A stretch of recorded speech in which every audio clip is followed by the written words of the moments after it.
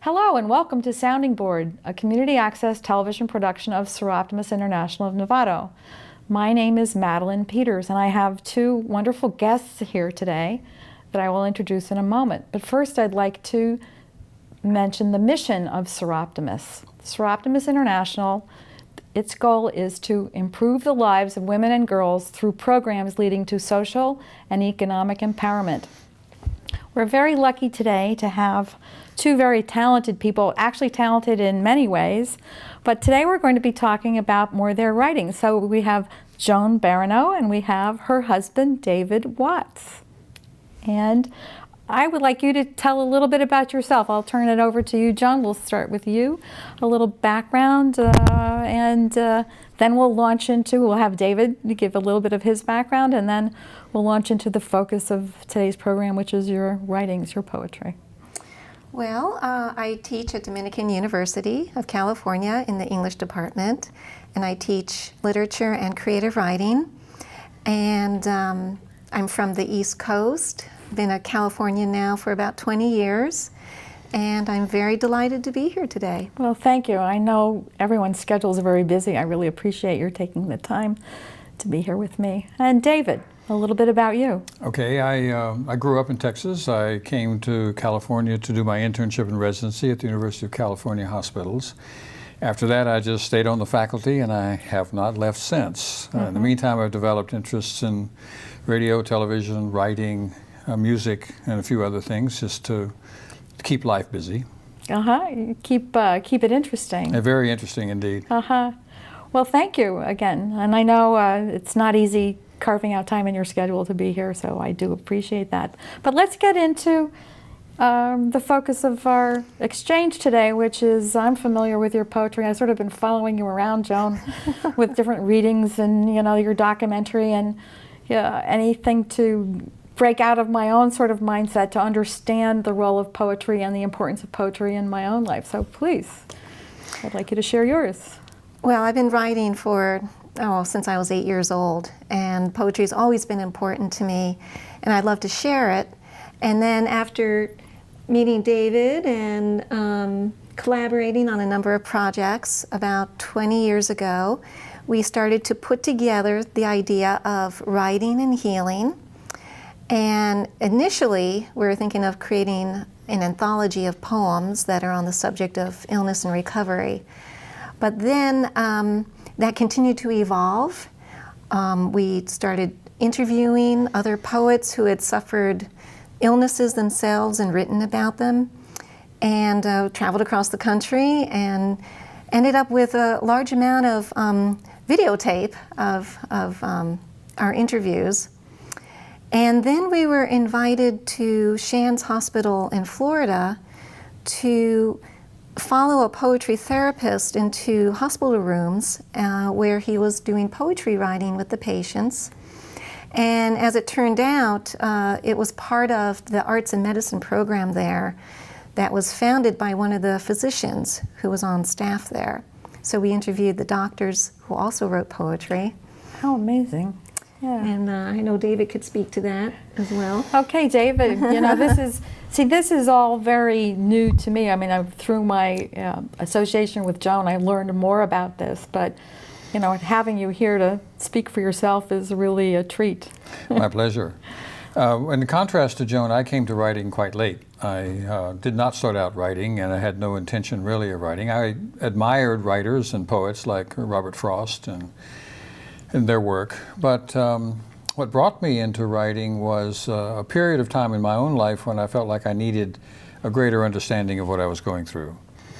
And so instinctively I turned to writing to sort of inform me as to the kinds of things that were happening to me in that time. And even though the writing was really terrible, I have to say, I would never publish it or try to. How we all start. Yeah, it's true.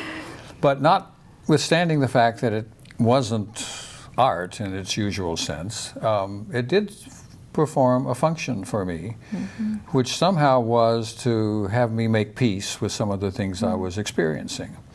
I didn't, answer fundamental questions in the universe, but it did provide a sense of balance or understanding or acceptance, something like that. And then later on, I started reading about other people in the medical profession who had, or in the psychiatric psychology profession, who had done work in this field, and began to discover some of the ways in which they had actually demonstrated that the process of writing was capable of inducing a healing effect upon the body, maintaining health or even improving illness when it is there. Some fascinating results have come from that research. That's phenomenal. I think I just have an inkling, just a little bit of awareness of it, and am trying to understand that myself in a very naive way. But I'm certainly hoping that both of you will share more about this and perhaps share some of the poetry. Both of you have publications on the path that you've taken in poetry and healing. So I'd love to have you share some of that. Well, we're very excited about the second anthology that we've published from a writers' conference that we've run at Dominican for 2 summers now, called The Healing Art of Writing. And we're very fortunate. I guess I'll grab this book here. It's called Tell Me Again, and it's a collection of the writings done at the conference from both faculty and also the participants. And it's just a beautiful book. The idea of the conference is to bring together people who are dealing with illness from both sides. So we have the healing professions represented by physicians and medical students and nurses and occupational therapists, whoever on that side is interested in the subject. And then we have patients who provide that point of view that may not be understood very well on the other side of the experience. And so what happens in conferences when you bring people like that together is that people gain a greater understanding of the other side of the experience. And so physicians now have greater appreciation for the suffering or the anxieties that patients go through, and patients have a greater understanding for the difficulties that physicians might have in administering to them.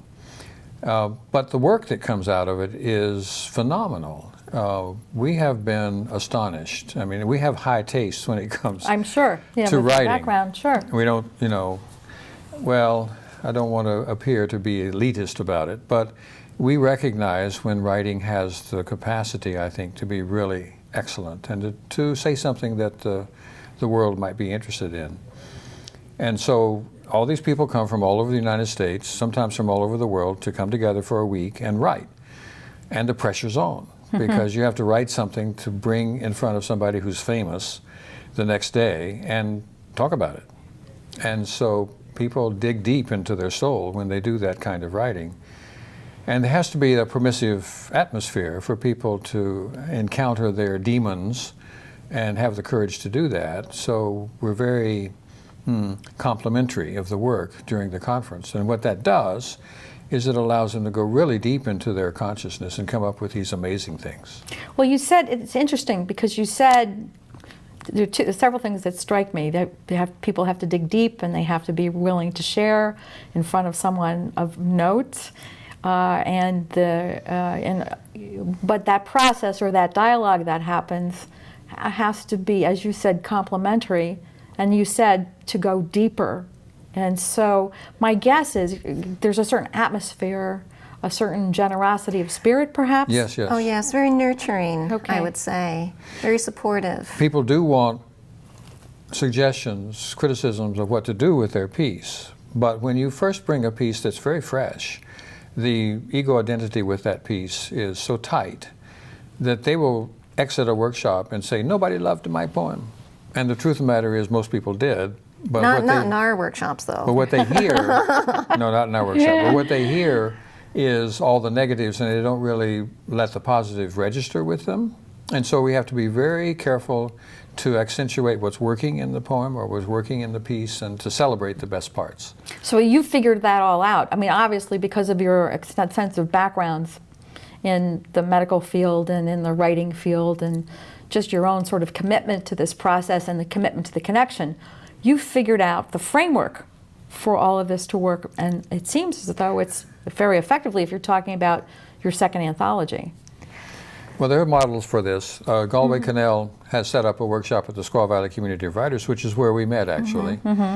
And his perception was that there are plenty of workshops where you bring your finished piece and you go through it with a fine-tooth comb. He wasn't interested in doing that. He wanted fresh work. And the fresh work has as its possibility to enter into a new realm. And we always are trying to push against the envelope to come up with something new or exciting or different or astonishing.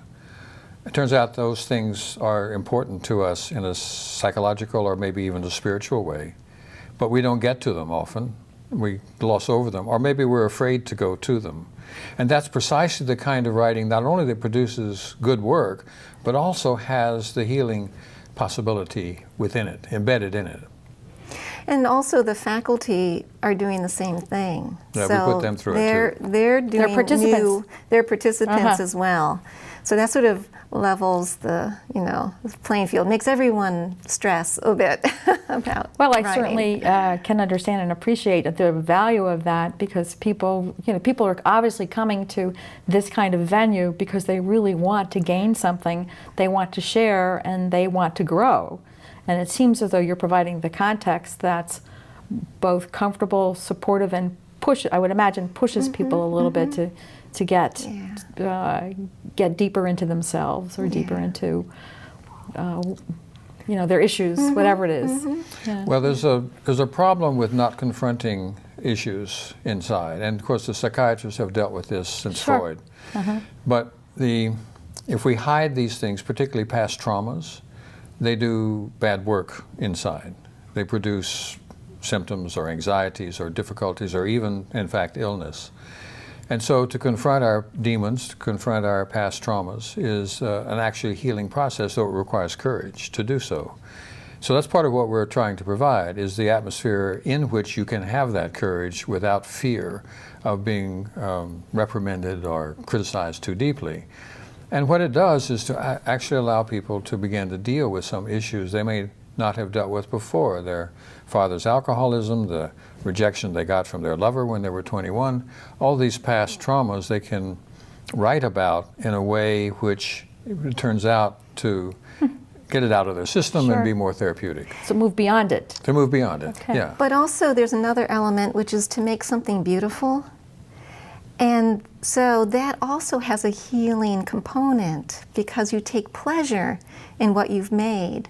So that has to figure in to the catharsis, I think. Well, it's interesting hearing the healing aspect, the getting in and confronting, as you said, the demons, and creating something beautiful. I think this is a nice segue into asking if you would consider reading something. Sure. Sure. All right. All right. We just happen to have a few. Well, I would hope.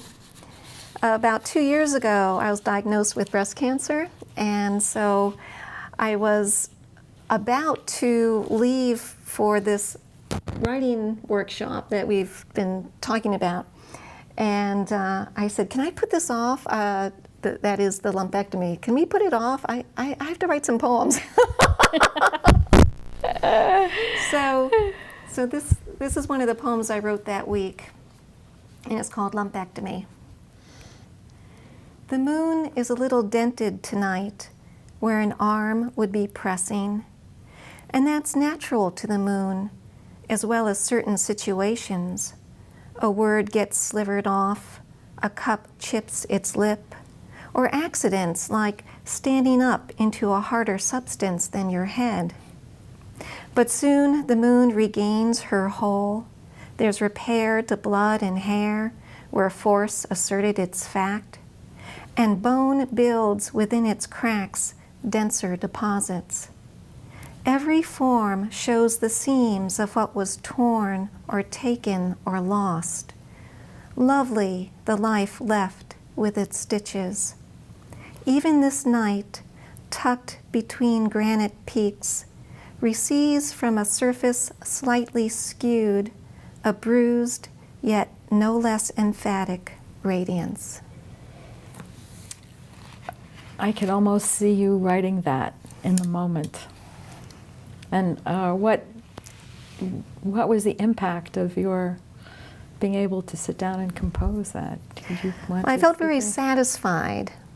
And I felt happy not only about having composed the poem, but to have written something that I thought would be consoling to someone else, that recovery is possible. And so I was happy to be able to do that. Well, it's interesting to see that. You know, again, my own path toward this is really circumstantial and a bit haphazard, but it definitely has an appeal to me because I keep having conversations with you, Joan, about this, and certainly have tried to follow other writers who were working with writing and healing and writing as a process to help with the healing process or help with just coping with life. David, can I ask you, do you have something to read or to offer or to comment Well, on? just to comment on Joan's beautiful poem that she just read. Sometimes when you're facing difficulty, all you can think about are the bad sides, the negative sides of it. But when you take that and render it into something that has to have beauty to it, then it has a more balanced feel. And so the people who encounter this later will be able to assimilate a more balanced view in case they happen to be facing a similar thing. Poets, I think, always are trying to take what is in the world and make it beautiful. It doesn't have to be beautiful as in sunset, you know, in colors. It can be beautiful in terms of the way the words actually say the thing, the difficult things to say. If you can put that into words and have people come across them and savor them and say, oh, these words they mean something. They're taking us in a direction. Every word seems to be important in what's being said. And so when you do that, I mean, the Baudelaire and all of the symbolists believed in taking the most ugly things in the world and writing about them in a way which turned them into a poem. So it is the job, in a sense, of the poet to do something like that.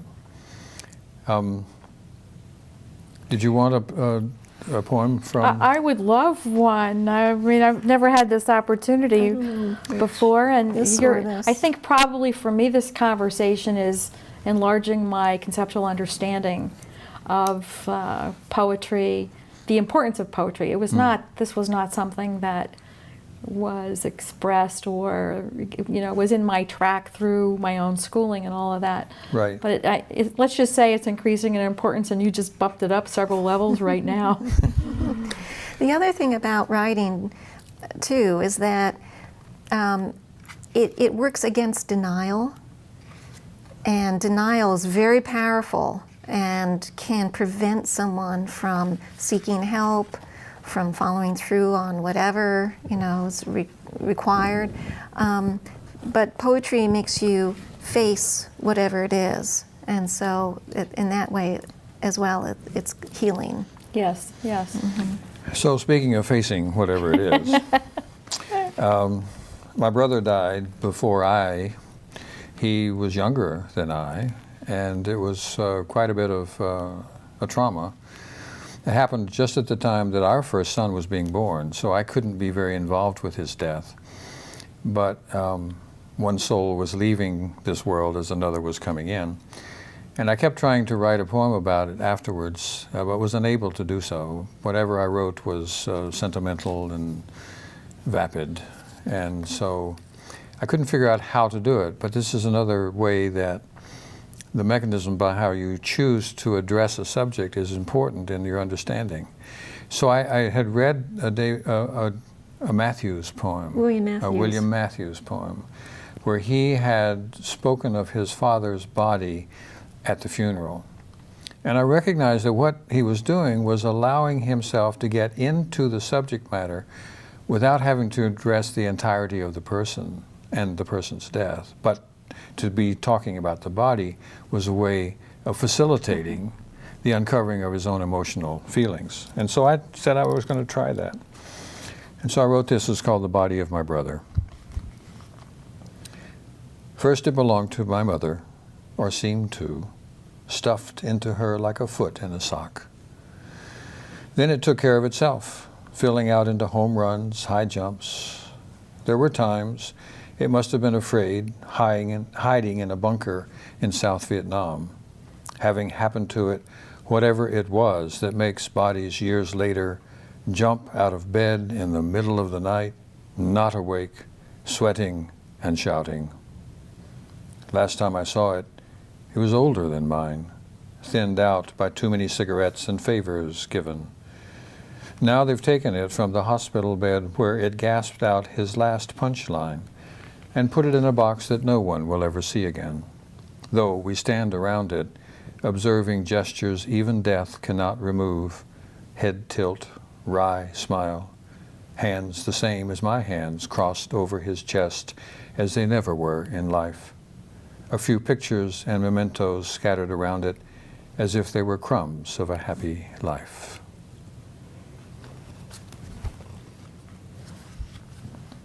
There's no comment after that.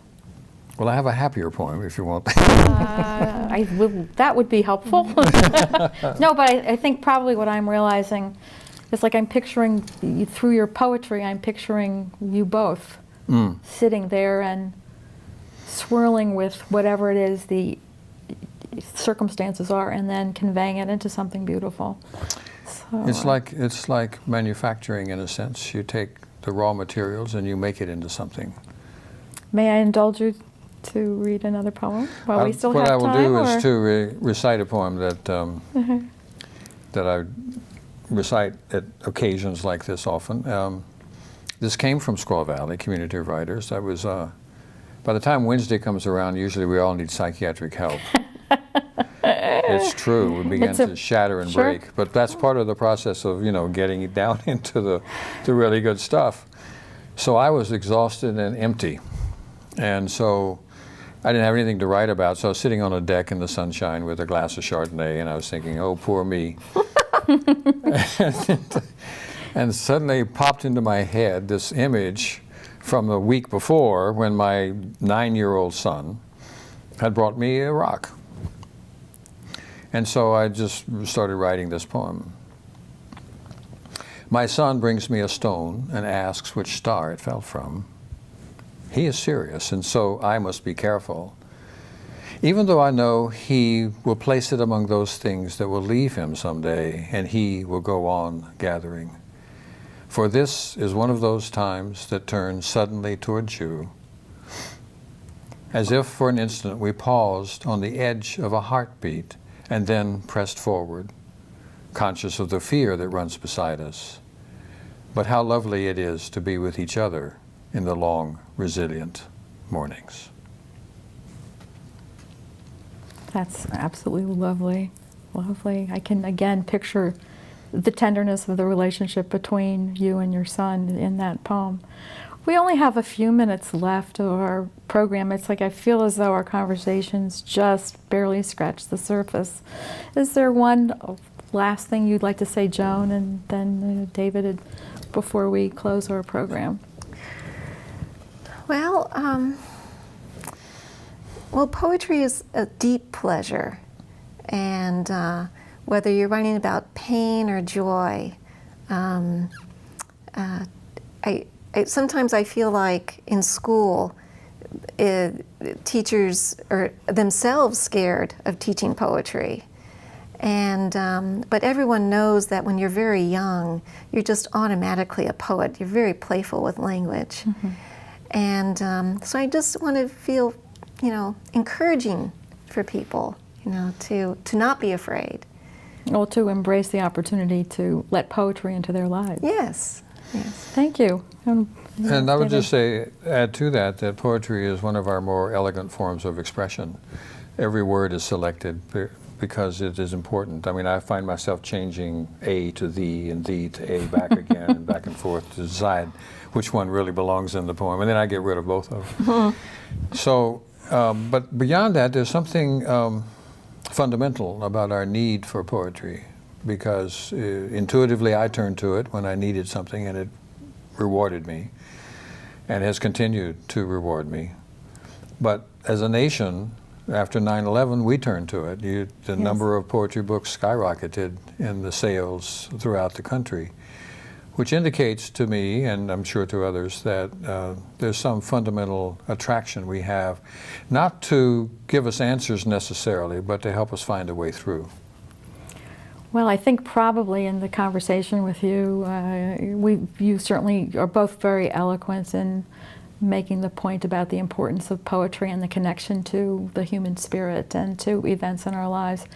I really want to thank you both for taking the time to be here, and I think the next thing I'm going to do is purchase your books. Good. And enjoy more opportunities to hear, to engage in conversation with both of you, and whenever you have your speaking engagements or your documentaries that you've put together, I'll be an enthusiastic member of the audience. Thank you again for being here. Thank you. And again, thanks to this wonderful session on poetry and healing. My name is Madeline Peters. This is Sounding Board, a community access television production of Seroptimus International of Novato. Many thanks to our volunteer crew members, members of Seroptimus International. Also to our excellent studio engineer, Leon Johnson. And thanks also to the Buck Institute for Research on Aging, who provide the facilities for us to create these programs. My name is Madeline Peters. Thank you.